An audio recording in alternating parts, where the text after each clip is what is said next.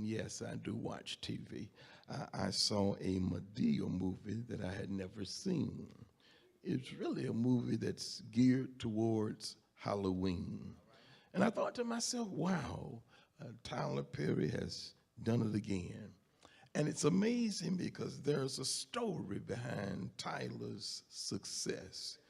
We see the fame today. We hear about the big houses and the fine cars and the numerous movies and plays and all of the television programs he's producing. I publicly want to say I'm proud of Tyler Perry. But maybe you didn't know the pain that it has taken for Tyler Perry to get where he is today. I've heard him interviewed on a number of occasions, and he talks about his first play, a play that he wrote and produced. Tyler talks about how he spent thousands of dollars that he didn't even have promoting the play, and only 50 persons showed up. This theater seated more than 1,000, but only 50 showed up. Tyler Perry lost a lot of money. And what many of you may or may not know, there was a period in his life when he lived out of his car. And right until today, Tyler Perry doesn't mind testifying about his life story, where he gives God the glory, gives him glory for his success. And that makes me wonder, as I look across this room this morning, I wonder today, what's your story? Why don't you turn to your neighbor and just ask them, what's your story?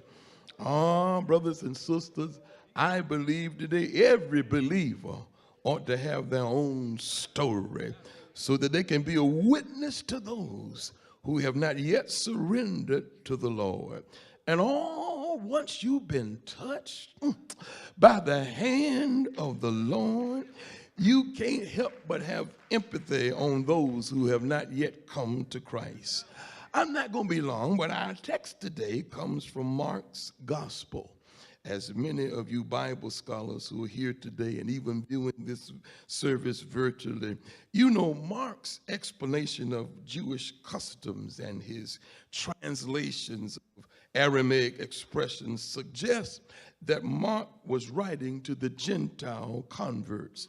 And those Gentile converts probably were those who lived in Rome. In our text today, we don't have this man's name, but Mark is kind enough to tell us his condition. This man in the text, he was sick and he didn't know it.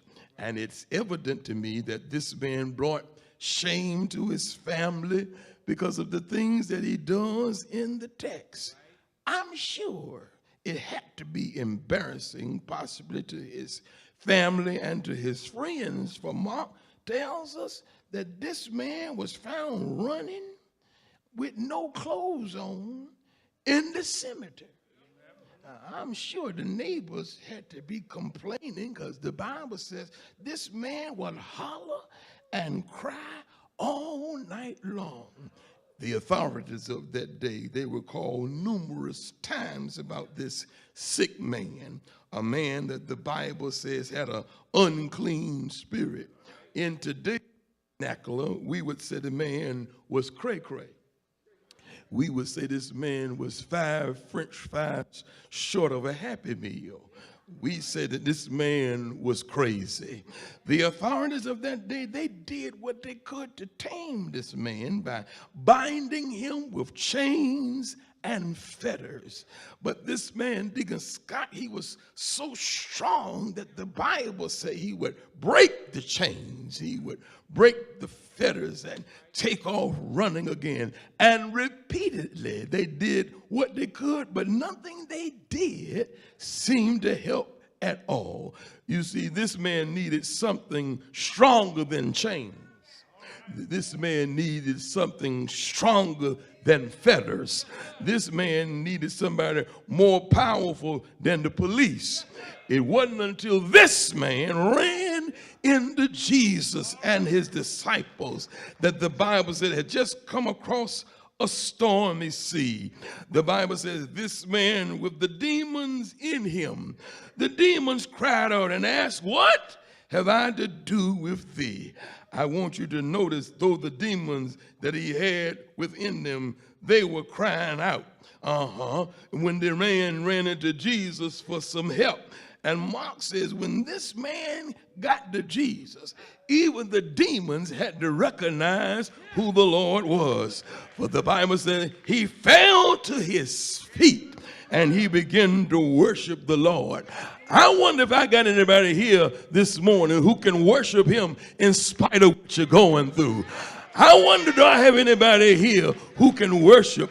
And they're threatening the eggs might go up to $12 a carton. I wonder, is there anybody here who can still worship the Lord when we might be approaching World War III? How many know he's still worthy? I don't care what's going on in your life. He's still worthy to be praised.